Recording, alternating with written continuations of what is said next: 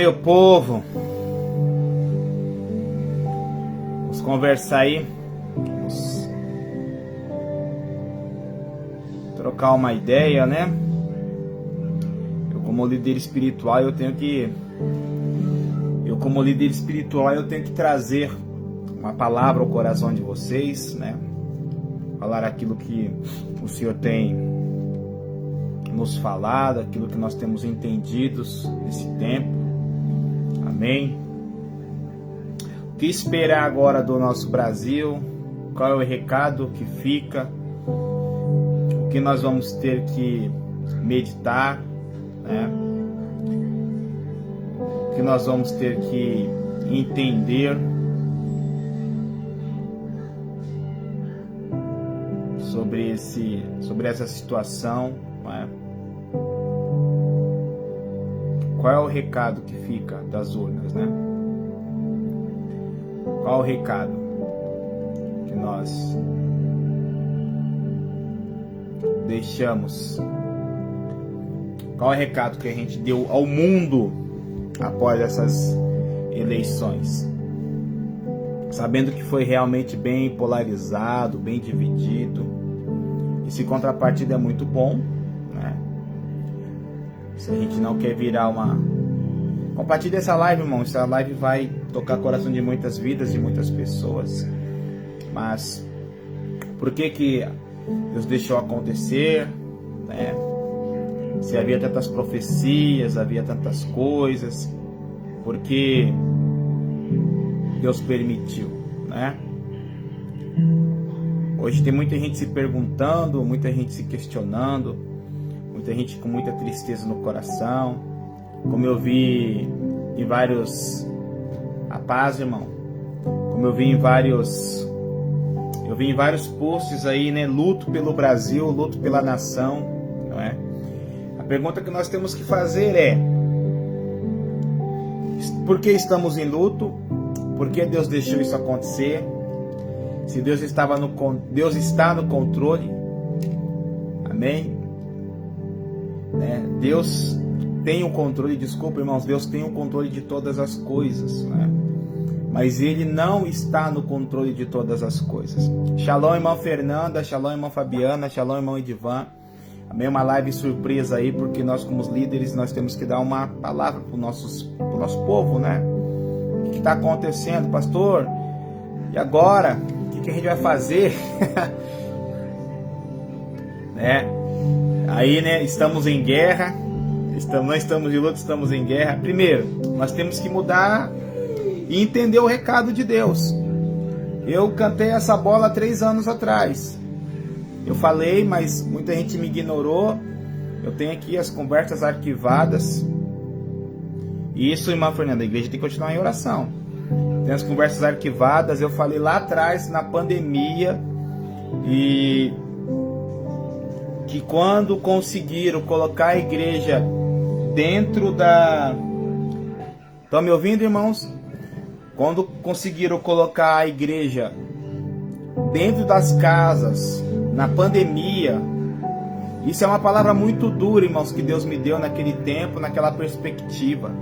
Perceba, eles conseguiram na pandemia colocar a igreja dentro de casa, e depois que eles colocaram a igreja dentro de casa, eles soltaram agora então o presidente eleito. Eles conseguiram, né, numa manobra ali jurídica, soltar, né, cancelar os processos que o presidente então agora eleito ele tinha. Mas isso, irmãos, nós temos que levar para o mundo espiritual.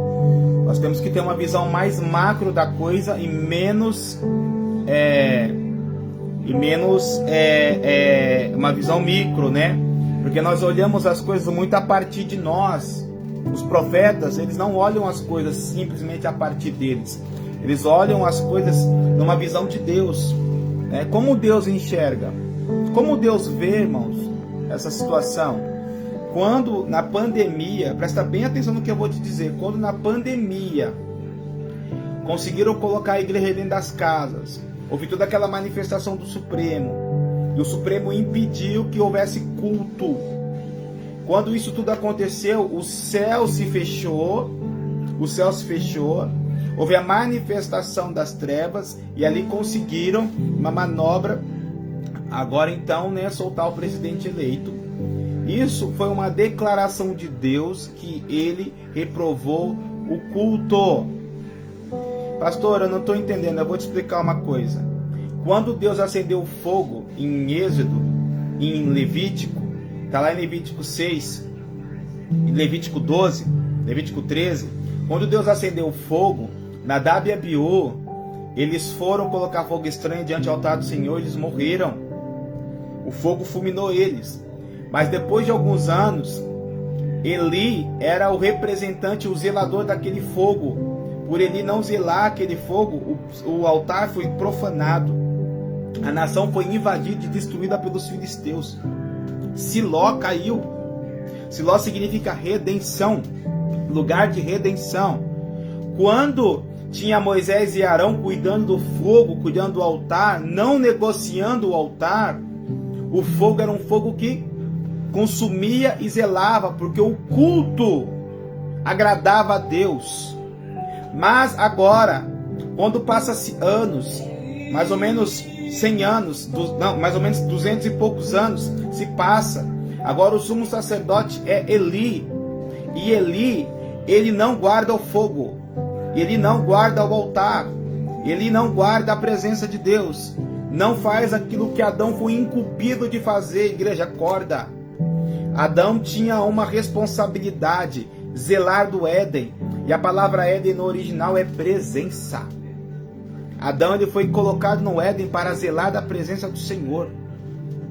Quando o sumo sacerdote Eli e juiz, ele não zela da presença do Senhor, o que acontece?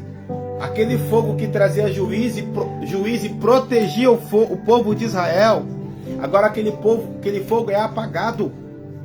A partir do momento que aquele fogo é apagado, os filisteus entram e destrói Siló, acaba com a redenção, até que se levanta Samuel e traz o povo de novo ao arrependimento, à presença de Deus, e Deus volta a guerrear as batalhas do povo de Deus, as batalhas do seu povo. Irmãos, eu coloquei isso no meu Facebook, é uma palavra pesada, é dura. Eu sou pastor também, né? Sou pastor de igreja, pastor de comunidade, eu trato com o povo, trabalho com o povo, né? Ministro fora. E o que acontece quando você negocia o altar?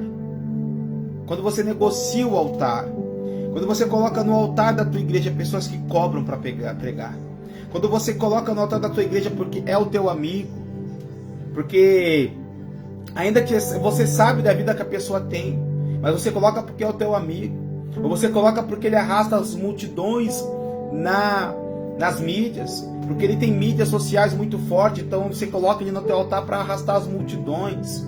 Irmãos, nem todas as pessoas que estão na mídia, nem todas as pessoas que estão diante as telas de celular e que tem muitos seguidores, foi Deus que levantou. A mídia deu voz, a internet, deu voz para muitas pessoas que Deus não deu, que Deus não levantou. Nós estamos vivendo esse tempo onde a igreja não tem discernimento, a igreja não tem discernimento espiritual do certo e errado, do santo e do profano. Quando você profana o altar, você contamina a intercessão profética e você perde a autoridade de voz profética para convencer o coração do homem do erro, do pecado, da justiça. Por isso que foi necessário Samuel se levantar como autoridade profética naquele tempo e pregar uma palavra dura de arrependimento para aquele povo. E aquele povo viu o erro, se arrependeu, e Deus então desceu dos céus e guerreou as guerras daquele povo e deu libertação para aquele povo. E passado anos depois você vai ver de novo que aquele povo não entende que era Deus que reinava e governava sobre eles. Eles pedem um rei e eles vão começar também a sofrer de novo na mão daquele rei que era um rei ímpio. Da mesma forma, igreja, agora as pessoas estão se perguntando, e eu cantei essa bola anos atrás, quando aconteceu que na pandemia a igreja do Brasil foi para dentro das casas e tentaram de todas as formas colocar o culto e não conseguiram. E ninguém foi fulminado pelo fogo de Deus por impedir o culto. Ninguém caiu endemoniado, ninguém foi fulminado, eles continuam lá sentados da mesma forma. Isso é uma manifestação da desaprovação de Deus do culto que é prestado na igreja brasileira, irmãos. Essa é a grande verdade. Essa é a grande verdade.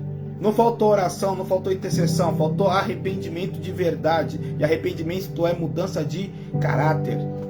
É mudança. A maioria desses pregadores que você segue muitas vezes aí, eles cobram 10 mil, 20, 15 mil para pregar. A maioria desses cantores aí que você segue, que tem milhões e milhões de views no Facebook, no Instagram, no YouTube, chama para tua igreja para pregar, para cantar para você, enquanto eles vão cobrar para cantar 4 músicas, 5 músicas. Eles tratam o altar do Senhor como um palco de show. Eles tratam a palavra do Senhor como uma palestra. Pessoas fazem 3, 4, 5 agendas num dia para pregar, para ganhar 10, 15, 20 mil reais da igreja do Senhor. E essa mesma igreja, e esse mesmo pastor, e esse mesmo pregador que faz esse tipo de lobby, quer levantar a intercessão profética para repreender principados que trabalham através da atmosfera de mudança de mentalidade. De mudança de mentalidade. Você acha, você acha que vai mudar? Não vai. Não consegue. Porque para você destituir um principado, você tem que ter nível de justiça equivalente ao nível de injustiça. Não é de quem tem mais poder, porque Deus é o Todo-Poderoso.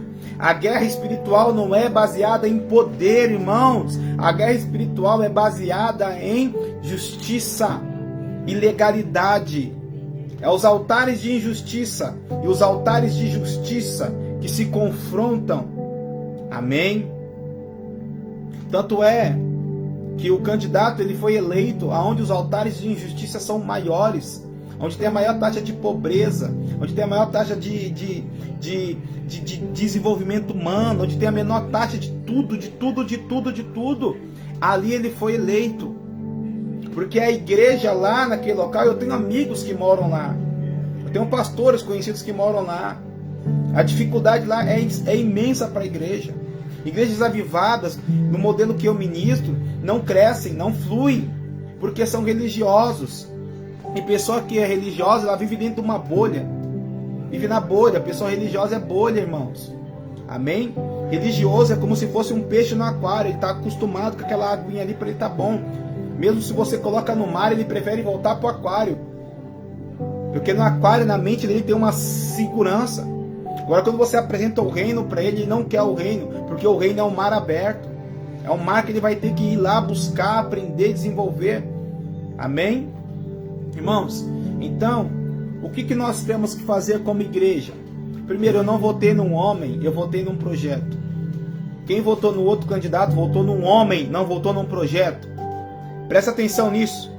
Quem votou eu não votei num homem, eu votei num projeto, numa perspectiva de esperança e de mudança, a qual me representava pelos meus princípios, pelos meus valores. Quem votou no outro, amém, pastora Fabiana, é isso. Glória a Deus. Quem votou no outro, votou em uma pessoa, por amor. Amém? Por amor. Porque gosta daquela pessoa. Não é que gosta do projeto, gosta daquela pessoa, porque aquela pessoa fala ao seu coração.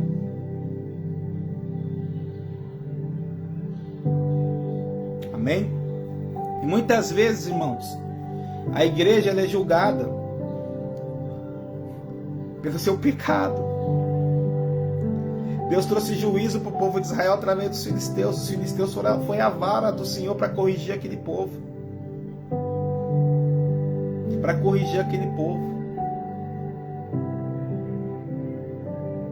Muita gente fala de avivamento e o avivamento, irmão, não virá de grandes catedrais. O avivamento do Brasil não virá de grandes igrejas, de grandes denominações, porque Deus rejeitou a grande maioria. Deus rejeitou a grande maioria. O avivamento vai vir de quartos de oração, de joelhos dobrados.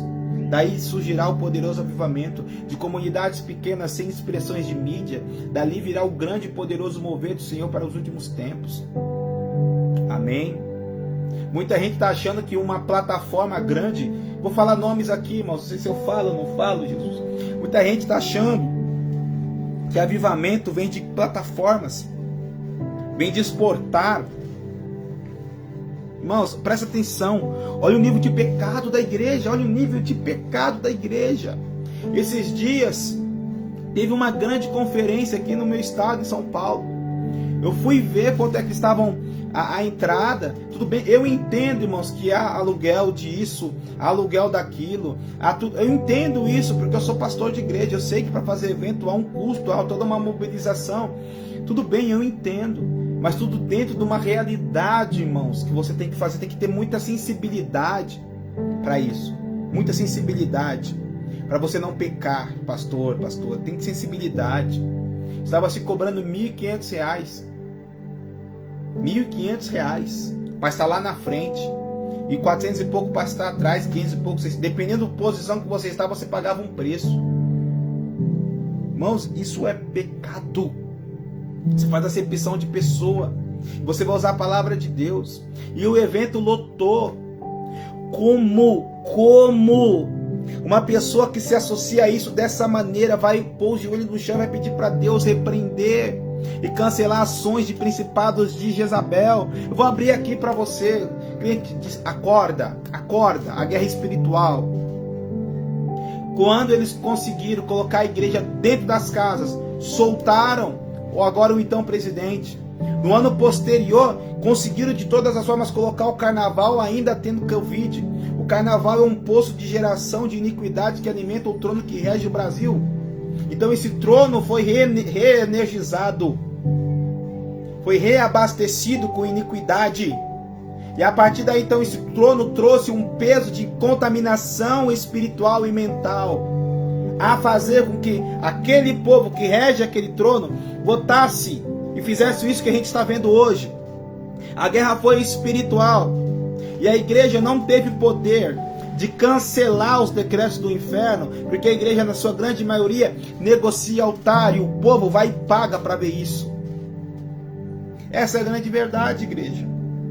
Esta é a grande verdade. Mas em contrapartida, pastor, e agora? O que nós vamos fazer? Irmãos, nós estamos, grande parte dos meus seguidores são do Sudeste aqui, Sul, Sudeste, tem alguns poucos do Nordeste. Nós temos o resguardo de Deus, porque Deus conhece os que são seus. Deus conhece os que são seus. Deus conhece os que são seus. E nós estamos aqui no Sudeste. Nós estamos aqui clamando, profetizando. Deus sabe os que são seus. O que a gente tem que fazer, irmãos, agora é orar. Orar pelo próximo governo. Orar para que tudo dê certo. Orar. E não, eu sou resistência. Mas você é resistência do quê? Você lê as pautas, você lê os projetos. Você não pode ser resistência simplesmente por ser resistência como eles são. Porque eles foram resistência ao governo Bolsonaro durante esses 4 anos. Independente das pautas que o Bolsonaro queria aprovar ou não, será bom para o Brasil ou não, eles não estavam nem aí. Era simplesmente resistência. O que a gente não pode fazer é ser como eles foram. Porque nós somos conservadores. Nós somos o povo do diálogo. Se venderam para nós como se nós fôssemos o povo da arma, como se nós fôssemos o povo da guerra.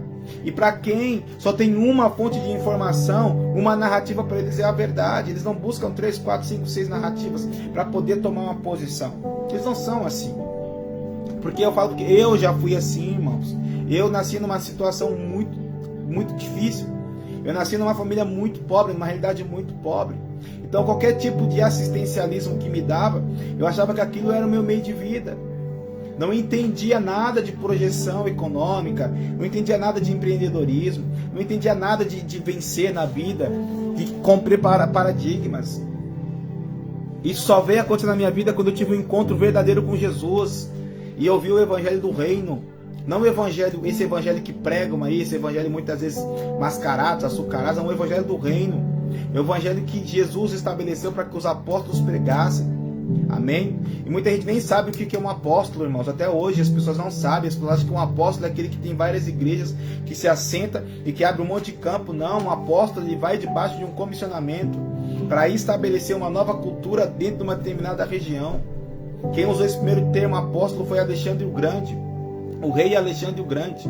Ele mandava os seus generais, que ele colocava o nome de apóstolos, para ir nas terras, estabelecer uma nova cultura, para iniciar um novo reino. Foi o mesmo termo que Jesus utilizou, estabelecer uma nova cultura, para fazer um novo reino. Amém? Então, nós temos que chorar? Não, nós temos que orar. Luto por quê, irmão? Quem morreu? A esperança morreu, Jesus morreu. Não tem que estar de luto.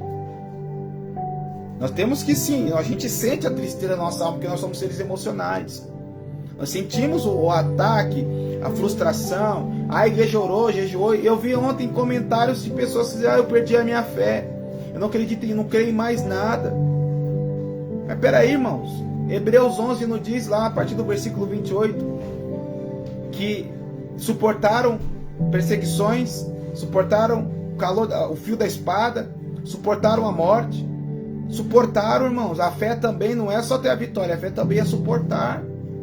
A parte A do Hebreus 11 é muito linda, que venceram gigantes, derrotaram demônios, venceram ursos, leões e reinos e tal, mas a parte B diz: suportaram o calor da perseguição, suportaram o fio da espada, suportaram as situações. Suportar, irmãos, a fé também é suportar.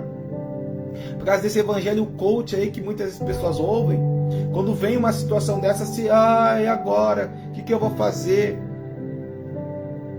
Ontem um pastor amigo meu falou: olha, meu diácono tá bravo, muito bravo, porque ele falou de tantas profecias que falou que Bolsonaro ia ganhar. Teve profetas, irmãos, de alto gabarito, de alto nível dos Estados Unidos, que profetizaram que o Trump ia ganhar, e quem ganhou foi o John Biden. Aí depois ele foi a público pedir perdão, porque eles estavam emocionados e profetizaram errados. Eu nunca profetizei que ele ia ganhar. Nunca. Nunca. Por quê? Por quê? Por quê? Porque o governo do Brasil não é teocrático. O governo do Brasil é democrático.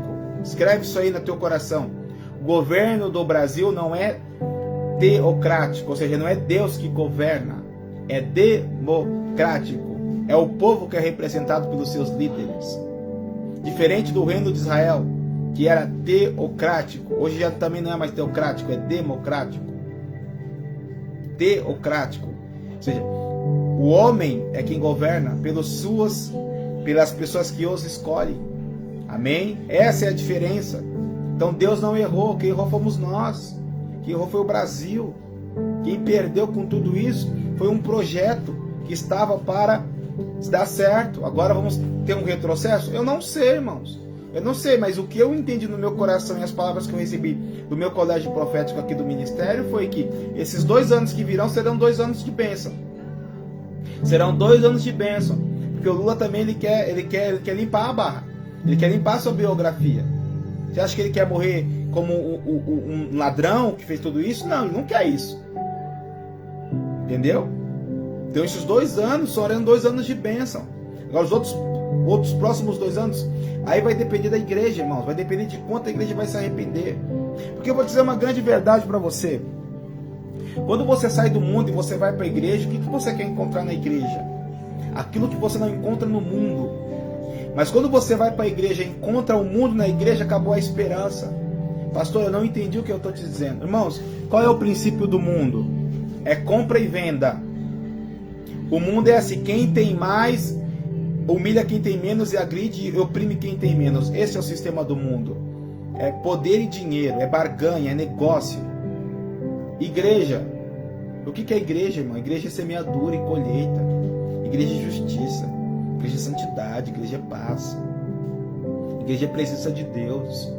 Quando você vai para a igreja, você busca a primeira coisa, é esperança. É uma palavra de esperança, uma vida de esperança, irmãos. É ter a esperança lá dentro. Você quer encontrar Jesus. Jesus é a esperança. Quando você vai para a igreja e você não encontra Jesus, quando você não encontra a esperança, acabou a sociedade. Acabou. Aí você vai para a igreja e você encontra compra e venda, negócio, lobby, um monte de coisa, desconfiança, as instituições falidas, ninguém acredita mais. Hoje pastor é visto como uma pessoa que tem que ser rica, tem que ter dinheiro, tem que ter isso, porque senão não serve para ser líder, meu líder. Irmãos, a gente tem um cristianismo tão raso na sua essência que é difícil às vezes tratar alguns assuntos.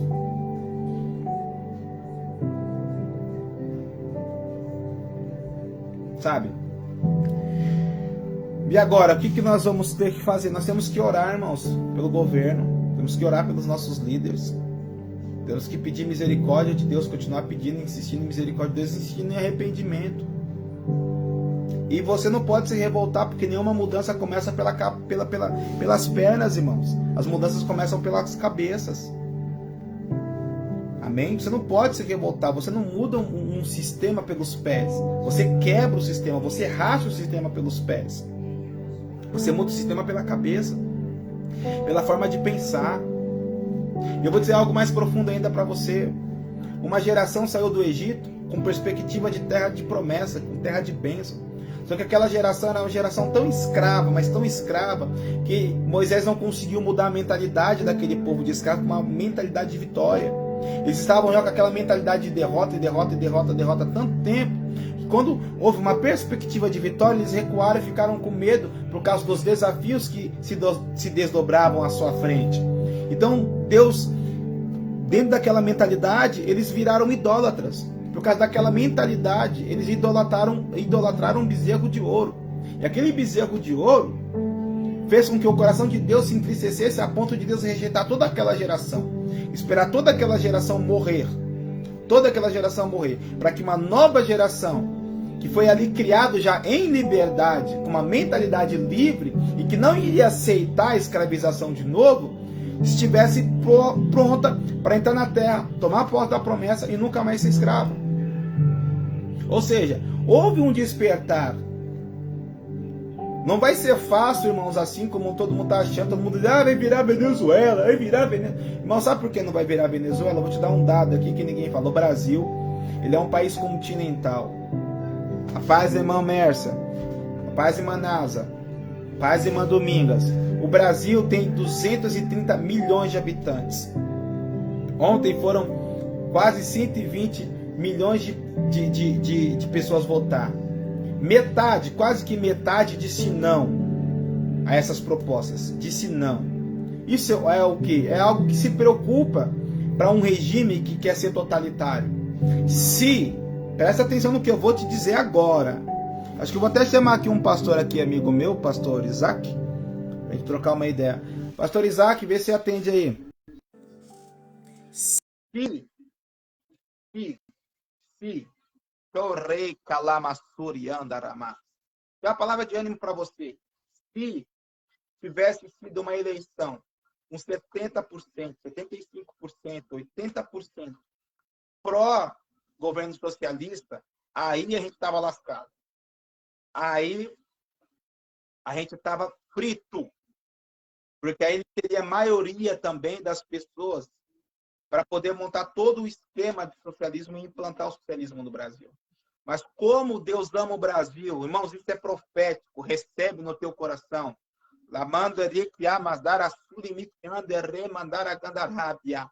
Ele nunca ganhou a eleição em primeiro turno. O PT no Brasil nunca ganhou a eleição no primeiro turno. Sempre foi no segundo turno. Sempre. Por quê? Porque o Brasil, ele é da sua maioria conservador, ainda que não sabe o que é. Amém? Vou ver se a pastora Fabiana consegue entrar aqui para a gente conversar. Amém? Amém? Ela deve ter uma palavra para nós também. Então, o Brasil nunca foi, irmãos, de maioria conservadora. O Brasil, ele sempre foi de maioria. O Brasil nunca foi e nunca será, porque o Brasil ele foi fundamentado e fundado, essa questão, dentro do catolicismo. Ainda que você briga com os católicos, eles são cristãos. O católico é cristão. Porque toda a base teológica que nós temos do cristianismo, de Cristo, não estou falando do Espírito Santo, estou falando de Cristo, veio da Igreja Católica. Entende? Claro. Então ele nunca ganhou. Então ele nunca ganhou. Então ele não vai conseguir impor esse sistema facilmente e todo mundo vai aceitar de boa. Não vai. Porque metade do Brasil disse não. E a metade que disse não é a metade produtiva. Acorda.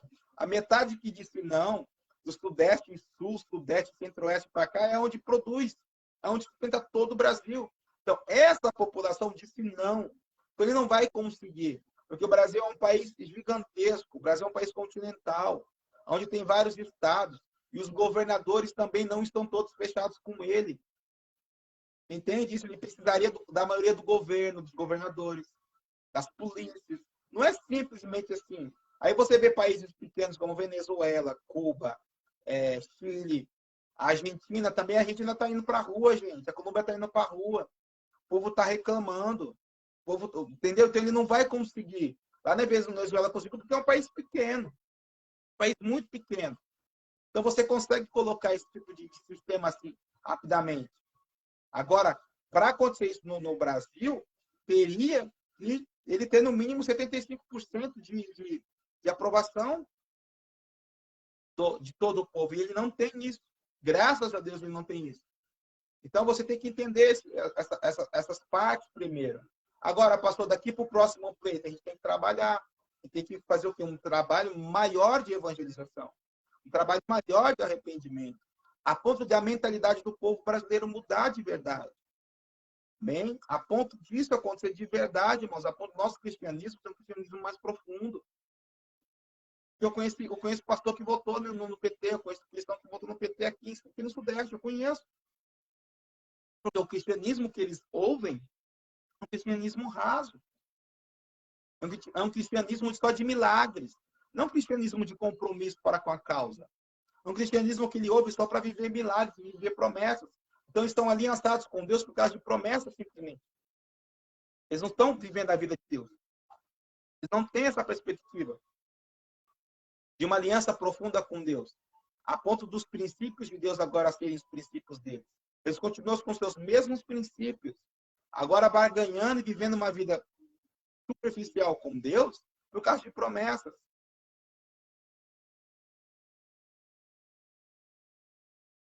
Amém? Glória a Deus. Glória a Deus. Então, é isso que eu queria que você entendesse. Antes de você ficar desesperado, colocando luto. Gente, e outra coisa, vamos ser sinceros. Teve erros, como todos os governos têm erros, teve erros. Assim como eu tenho erros, o Bolsonaro tem erros, Lula tem erros, todo mundo tem erro, irmão. Mas tem erros que a gente comete, às vezes, que o preço dele é muito alto. É muito alto. Aí tem gente falando assim, houve roubo, houve. Irmão, se houve ou não houve, eu não sei. O que nós temos que ministrar e falar são os fatos. Hoje a gente tem os fatos, a gente tem as provas. Tem que ter provas, tem que ter tudo isso para a gente poder falar alguma coisa. Mas enquanto não tiver, no meu cálculo, naquilo que eu acredito, naquilo que eu entendo, essas 600 mil mortes do Covid trouxe esse peso agora de 2 milhões de votos a mais. Eu conheço pessoas que morreram por Covid. E cada pessoa, imagina, se cada pessoa que morreu por Covid tinha 4 parentes, mãe, pai, ou irmão, filho e filha, não importa, tinha 4 parentes. Enlutaram-se naquela situação. E toda a narrativa que foi construída. Aquilo gerou uma revolta no coração daquela pessoa. E lá na urna ela depositou a sua revolta. Está aí os 2 milhões. Causa de 600 mil. Eu falei 4. 600 vezes 4 é 2.400. 2 milhões e 400 votos de diferença. Entendeu agora? Se tivesse tratado diferente, tivesse posicionado ou falado diferente, poderia ter sido uma outra situação? Sim, poderia ter sido uma outra situação.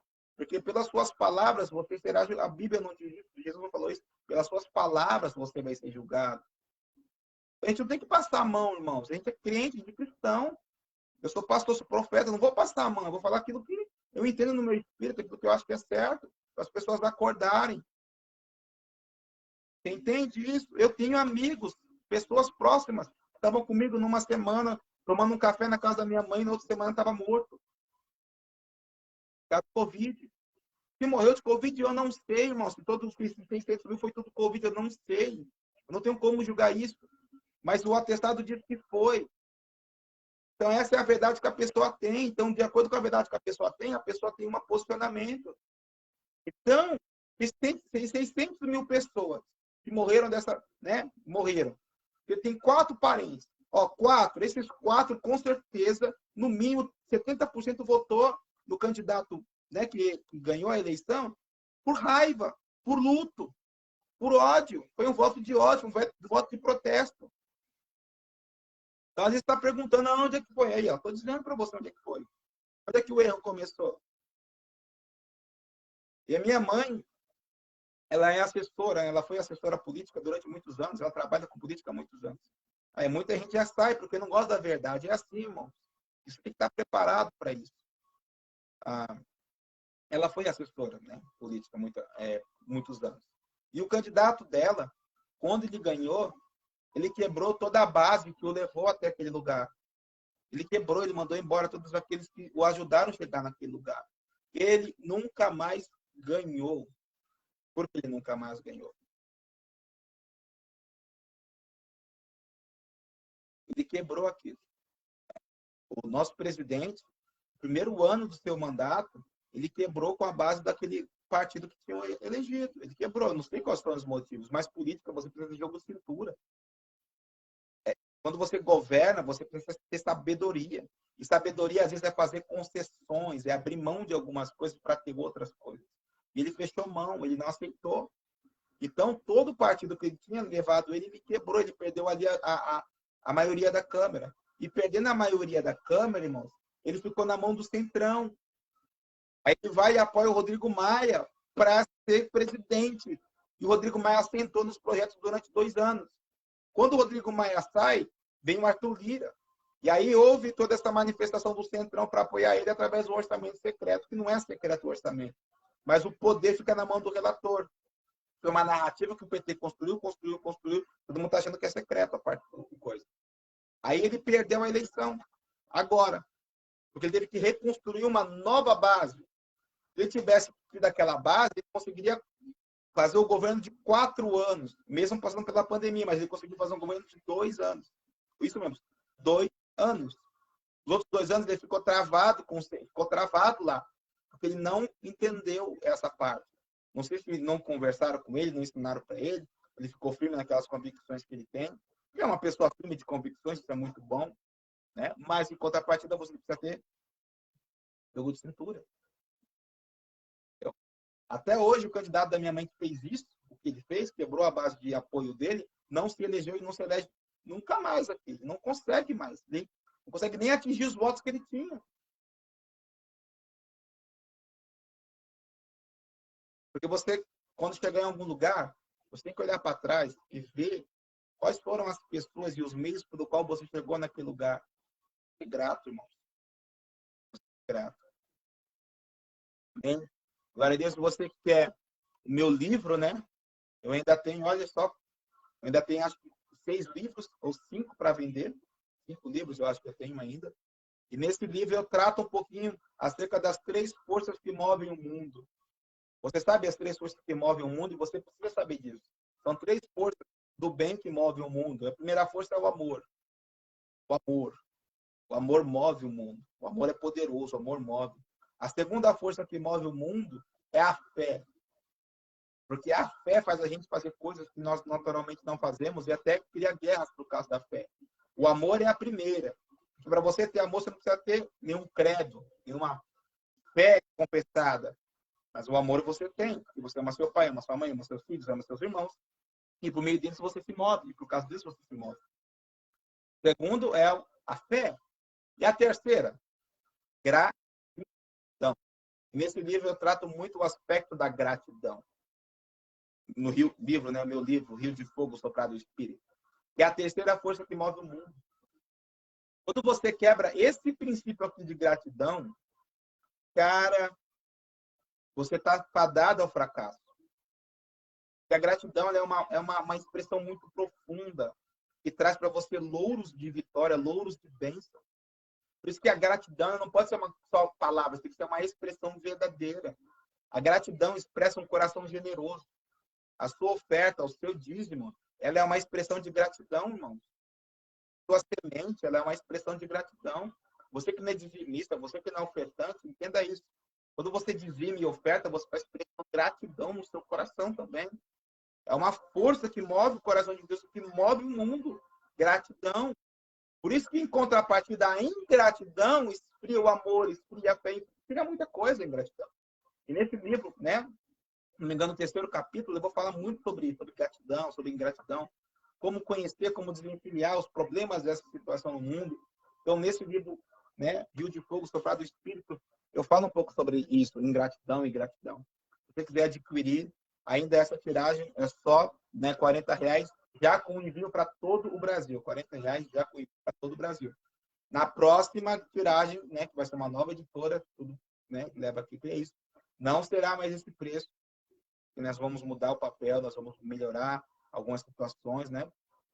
Então, o preço dele vai ficar um pouco mais, né, um pouco mais caro, mas é um investimento para a tua vida. Né? Conhecimento é investimento, amém? Livro é investimento. Ninguém pode tirar de você o teu conhecimento, ninguém pode tirar de você as suas informações. Então, tá aí, irmãos. A perspectiva profética é: quando o povo estava indo para a Babilônia, Deus mandou uma carta por meio do profeta Jeremias, Jeremias 29. Deus mandou uma carta. Deus falou para aquele povo que estava triste, desesperado, falando: o que eu vou fazer agora? O que eu vou fazer agora? Estamos em Babilônia. E Deus falou para eles: olha, casa, constrói família, continua com os...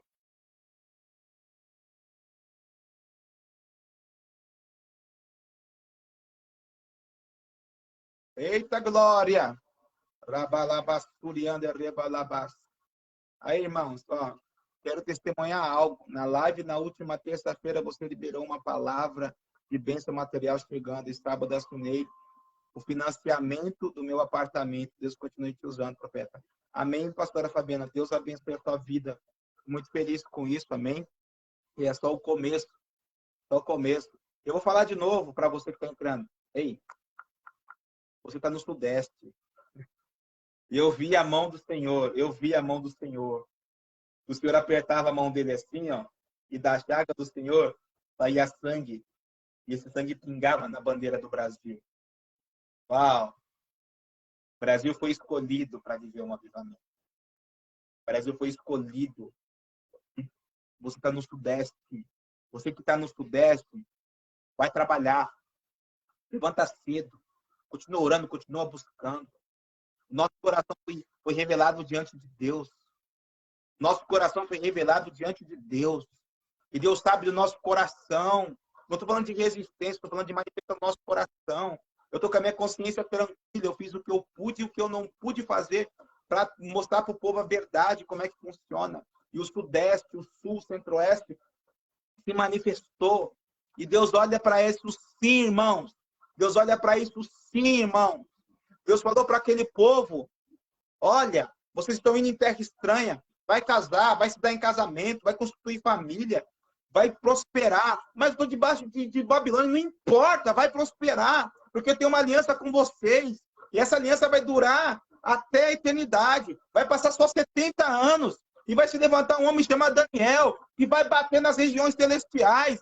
E os anjos do Senhor vão descer e vão trazer livramento. E vocês vão sair com as mãos ilesas. Vocês não vão precisar guerrear, pegar em espada, pegar em nada. Vocês não vão precisar derramar sangue. Porque o Senhor vai dar a libertação. Porque essa era a palavra que eu tinha sobre a vida deles. Oh, Rabassuriante, Rei, Calamar.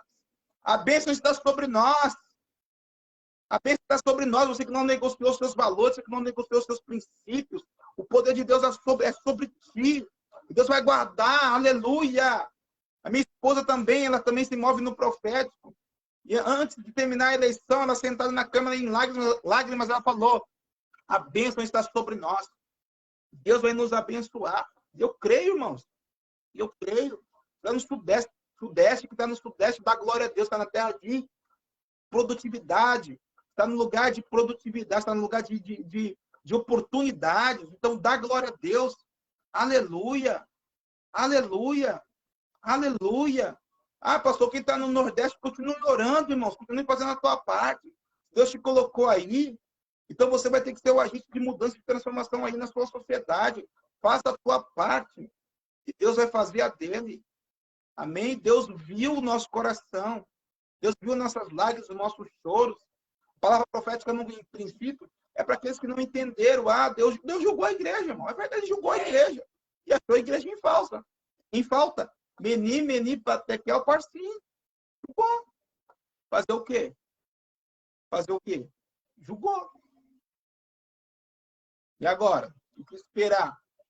Você acha que eles vão vir em cima dos pequenos pastores? Acho que não.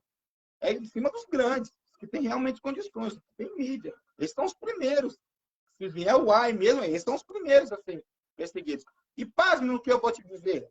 Você acha que esse pastor que tem dinheiro e tem mídia vai ficar no Brasil, caso o AI vir? Tudo para os Estados Unidos, irmão. Vai tudo para os Estados Unidos. Essa é a grande verdade, igreja. E hoje o povo já faz missão lá, só quer abrir igreja lá. Aí vem para o Brasil para fazer congresso, para levantar dinheiro, para manter a vida lá. E a gente paga. E a gente vai para as conferências. E compra os ingressos. E a gente viaja até lá. Entra, recebe aquela ministração emotiva, tal, recebemos o fogo. O fogo não cura profundamente.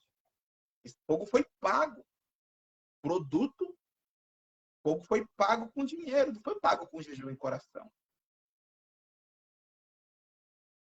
Aleluia. Glória a Deus. Eu não sou contra. Eu até a favor, porque eu vivo da obra, eu vivo da fé. Eu não sou contra você abençoar, você investir no ministério. Eu não sou contra, eu sou a favor. Mas você não pode ter preço. Tem valor, você não pode ter preço. Um profeta não pode ter preço. E eu não tenho um preço, mas não me vendo. Não adianta. Eu já fui convidado para ministrar e para ser pastor de igrejas que eu não concordo com a liturgia. Igrejas que não creem no avivamento, que não creem nos dons do Espírito, já me convidou para ser pastor. Ia ganhar um salário até razoavelmente bom. Só que eu não creio nisso. Então não tem um preço. Igreja. Então fique em paz, igreja. Fique em paz. Orem. Não seja resistência louca, bitolada. Não caia nisso. Porque a igreja ela não é de direita, ela não é de esquerda. A igreja em si ela é conservadora, porque nós conservamos aquilo que é eterno, irmão. Conservador não é um ser abjeto, não é um ser retrógrado, não. Conservador é aquele que conserva aquilo que é eterno. Aquilo que é eterno é pai, mãe, filho, família, Deus, pátria. Isso é ser conservador. Amém? Isso é pauta conservadora. Bom, não seja resistência maluca. Eu sou a resistência. A gente até falando assim, eu sou a resistência. Meu Deus do céu. Isso a gente nem sabe o que vai. A gente não tem, não sabemos ainda. Nós temos que fazer estar de olho. Pedir para o seu deputado que você votou, federal, está de olho, para o seu senador, está de olho no que está acontecendo. É isso que nós temos que fazer. Porque senão a gente vai ser igual ao outro lado, que resistiu 4 anos. E criou um monte de narrativas falsas e dificultou o trabalho do líder. E todo mundo se ferrou. Está todo mundo no mesmo, assim, meio que no mesmo barco. Mas essa parte aqui, nós estamos diante de Deus com o coração que, olha Deus, olha Senhor, o que nós fizemos, por amor à palavra, por crer no Evangelho, por crer no seu Filho. Deus terá misericórdia.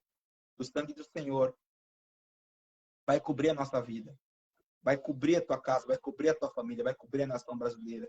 E eu digo para ti, debaixo da presença do Senhor, haverá um rio, haverá um poderoso avivamento do Espírito Santo na nação brasileira.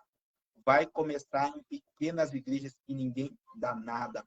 O fogo vai ser tão intenso, mas tão intenso, mas tão intenso, em bairros, cidades, serão abaladas pelo fogo do Senhor. E aqueles que estão na igreja dormindo serão despertados. E aqueles que estão em altares serão destituídos. Os ministérios fajutos, que não foram gerados no Espírito, serão destituídos. Em contrapartida, os ministérios que foram realmente gerados e provados pelo fogo serão acendidos e exaltados pelo poder do Senhor. Porque Deus conhece os que são dele. Amém? E eu digo para ti, haverá, como está escrito em Esther 9, o pur virará purim, porque para o povo de Deus haverá regozijo, alegria e dupla honra. E quem nos governa ainda é Cristo. Debaixo das suas mãos poderosas, nós vamos prosperar e vamos avançar. Amém, igreja? Então, não fique cabisbaixo, levante a cabeça, tire as lágrimas. Não estamos em luto, coisa nenhuma. Estamos com esperança naquilo que Deus disse que iria fazer na nação brasileira. É claro, pode vir tempos difíceis, mas vamos ficar com essa palavra. Amém? E se a igreja se posicionar, irmãos, ainda falta 2 meses. Hein? O presidente ainda é o Jair Messias Bolsonaro. Se a igreja se posicionar mesmo, muitas coisas podem acontecer. Tancredo Neves, ele nem assumiu a cadeira.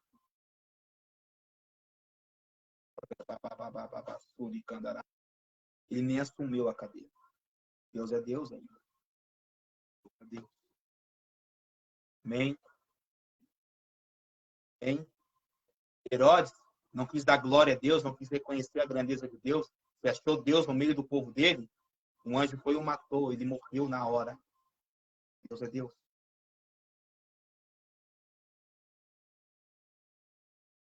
Tem um testemunho muito forte, irmãos, para contar para você. A dona Hilda é testemunha disso. Um rapaz, ele praguejou a igreja do meu lado num carro. Ele disse que ele era melhor do que a igreja, porque ele fazia mais coisas do que a igreja fazia do meu lado. E eu falei para ele, não, você não é melhor do que a igreja, você não faz mais coisas que a igreja, você é um ser humano. A igreja é o corpo de Cristo, e Cristo, ele representa Deus, Cristo é Deus. Ele riu.